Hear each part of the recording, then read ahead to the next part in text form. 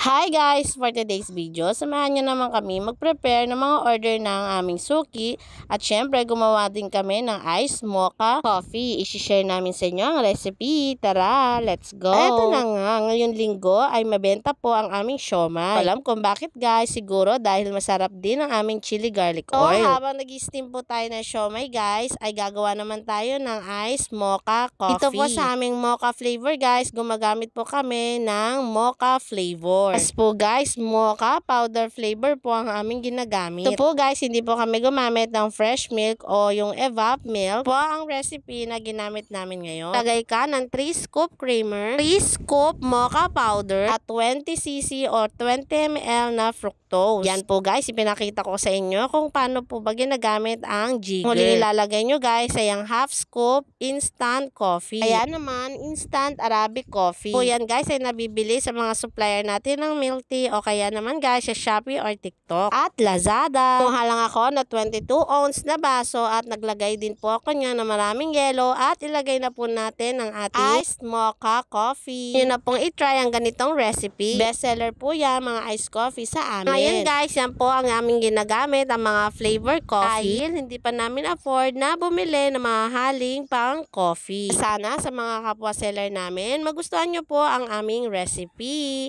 I-try nyo na din po yan sa inyong tindahan. So, napasok yan sa budget ng ating mga customer. Siyempre, masarap din po yan. Then, after 20 minutes ng pagluluto na ating siomai, po namin yan dito sa aming paper bowl. Size po niyan ay 220cc. Kada isa guys ay 8 pieces for 55 pesos. Japanese siomai naman guys ay 8 pieces for 65 pesos. At syempre guys, hindi mawawala dyan ang aming homemade chili garlic oil. Kasamang toyo at kalamansi na din po yan. Ayan na, tapos na natin gawin ang 4 pieces na pork siomai, 2 pieces na Japanese siomai, at ang ating iced mocha coffee. Maraming salamat po sa aming suki na nag-order nito para sa mga katulad din po naming seller. Naway may nakuha po kayong idea na pwedeng idagdag sa inyong small business. More sales po sa ating lahat. Lalo na sa mga nanay na katulad ko na nagtitinda sa ating mga bahay. Yun lang guys. Thanks for watching. Bye-bye.